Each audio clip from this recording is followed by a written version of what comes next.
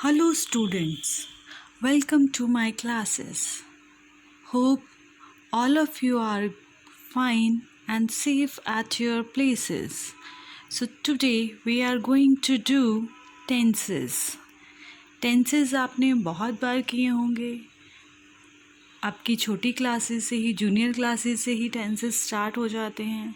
तो आज हम कुछ अलग से टेंसेस को हिंदी में करेंगे. वो बच्चे जिनको प्रॉब्लम आती है हिंदी से इंग्लिश बनाने में, तो अब हम वो सीरीज़ शुरू करने जा रहे हैं. सो टेंसेस को हिंदी में कहा जाता है काल. और काल के कितने भेद होते हैं? 3 types of tenses. There are 3 types of tenses. काल कौन कौन से होते हैं? वर्तमान काल, भूतकाल और भविष्य काल. तो there are 3 types of tenses: present tense, past tense and future tense.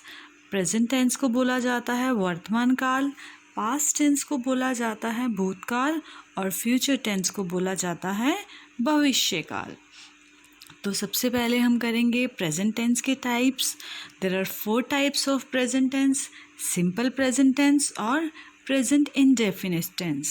Number 2 present continuous tense. Number 3 present perfect tense and number 4 present perfect continuous tense. तो ऐसे ही past tense भी 4 प्रकार का होता है: simple past और past indefinite tense, past continuous tense, past perfect tense and past perfect continuous tense.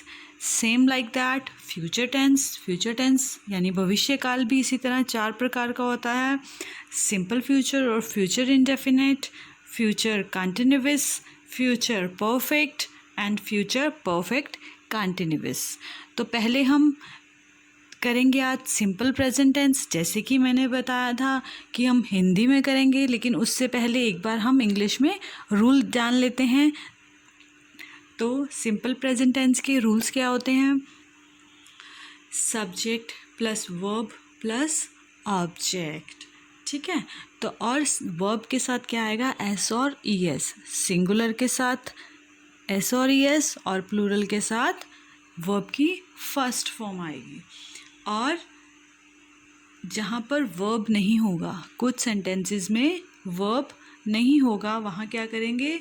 Subject plus helping verb plus object. अब verb क्या होता है? हेल्पिंग वर्ब क्या होता है? वर्ब होता है हमारी क्रिया, जिसको हिंदी में क्रिया बोला जाता है. कुछ एक्शन वर्ड्स काम करते हैं, जैसे खाना, पीना, गाना, सोना, रहना, उठना, जागना, भागना, दौड़ना. तो ये सब क्रियाएं हैं हमारी, इनको वर्ब्स बोला जाता है. और हेल्पिंग वर्ब्स होते हैं प्रेजेंट टेंस के इज़, आर, एम. ठीक है. तो अब इसके एग्जाम्पल ले लेते हैं. उससे पहले अगर इन्हीं सेंटेंसेस को हमने इंटेरोगेटिव में बनाना हो तो डू और डज लगता है. ठीक है. डू कैसे लगता है? डू लगता है प्लूरल के साथ और डज लगता है सिंगुलर के साथ. और इन्हीं टेंसेस को अगर हमने नेगेटिव में बनाना हो तो क्या आ जाएगा? डू नॉट और does not. Let's take the examples.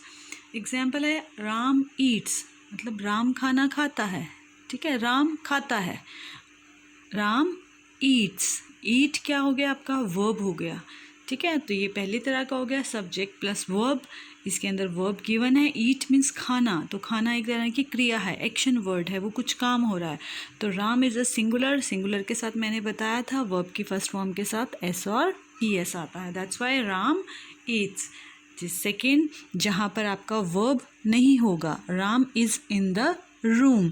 वैसे प्रेजेंट टेंस में, सिंपल प्रेजेंट टेंस में इज़, आर, एम नहीं आता, लेकिन जहाँ पर वर्ब नहीं होगा, एक्शन वर्ड्स नहीं होंगे, क्रिया नहीं होगी, वहाँ पर क्या आएगा? इज़, आर, एम आएगा. जैसे राम कमरे में है, तो वो कमरे में खा रहा है, सो रहा है, पी रहा है, हमें कुछ नहीं पता, बट वो कमरे में है, क्योंकि वर्तमान काल अभी भी है, वो जो काम अभी हो रहा है अभी. That's why it is present tense.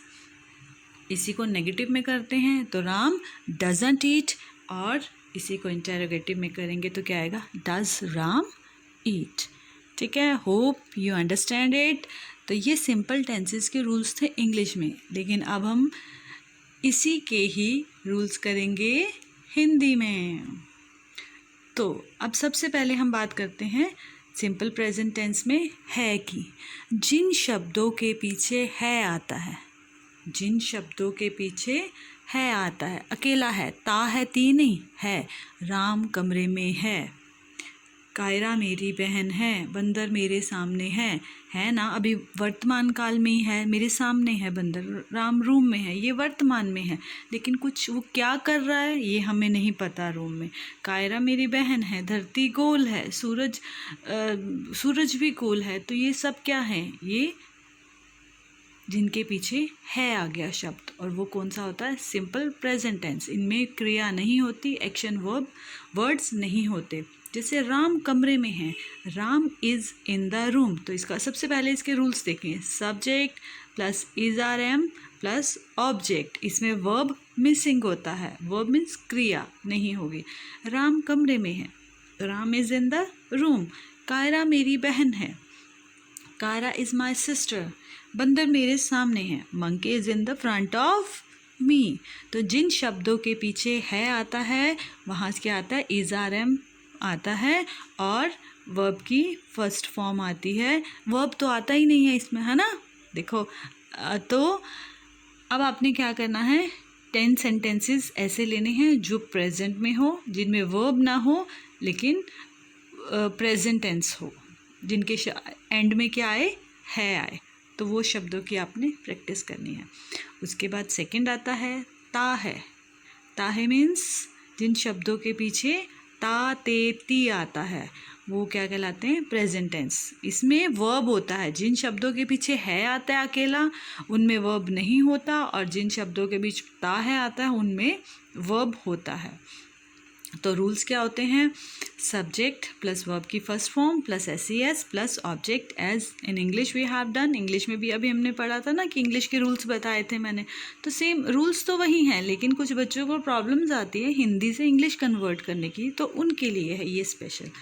तो इसके अंदर क्या आएगा, वर्ब आएगा, इसीलिए हेल्पिंग वर्ब नहीं आएगा। सिंपल प्रेजेंट टेंस में जहाँ वर्ब होगा वहाँ हेल्पिंग वर्ब नहीं होगा, और जहाँ हेल्पिंग वर्ब होगा वहाँ वर्ब नहीं होगा। जहाँ है, सिंपल शब्दों में जिन वाक्यों के अंत में है आएगा उसमें हेल्पिंग वर्ब आएगा, जिसमें ता है ती है ते है आएगा उसमें हेल्पिंग वर्ब नहीं आएगा, उसमें मेन वर्ब आएगा। जैसे वह खेलते हैं, तो खेलना क्या हुआ, एक क्रिया हो गई ना, काम करना वर्ब हो गया। तो दे प्ले, दे के साथ प्ले क्यों आया, क्योंकि दे प्लूरल है, और प्लूरल के साथ क्या आता है, वर्ब की फर्स्ट फॉर्म। अब वह रोज मंदिर जाता है, तो ता है आ गया ना, तो he goes to temple daily, goes क्यों आया, क्योंकि ही सिंगुलर है। कुणाल रोज केला खाता है, कुणाल ईट्स बनाना डेली, और क्योंकि वो रोज खाता है, ता है ती है आ गया, है ना। तो इस तरह जिन वाक्यों के अंत में ता है ती है ते है आए वहाँ पर क्या आएगा, वर्ब नहीं, वर्ब आएगी लेकिन हेल्पिंग वर्ब नहीं आएगी। तो होप आपको समझ आ गया होगा, और आपको ऐसे 10 सेंटेंसेस लेके जिन शब्दों के पीछे है और जिन शब्दों के पीछे ता है, इनके 10 सेंटेंसेस लेके दोबारा से क्या करना है, आपको प्रैक्टिस करनी है। प्रैक्टिस करोगे बच्चे तभी आएगा, प्रैक्टिस नहीं करोगे तो नहीं आ पाएगा। इंग्लिश बहुत मुश्किल लैंग्वेज नहीं है, लेकिन it depends upon our practice, चाहे वो रीडिंग की हो, चाहे वो राइटिंग की हो, चाहे वो स्पीकिंग की हो। जिस भी तरह की प्रैक्टिस करोगे उससे आपकी इंग्लिश इम्प्रूव होगी ही होगी। ठीक है बच्चे, thank you, have a nice day, God bless you all, be safe at your places, bye bye.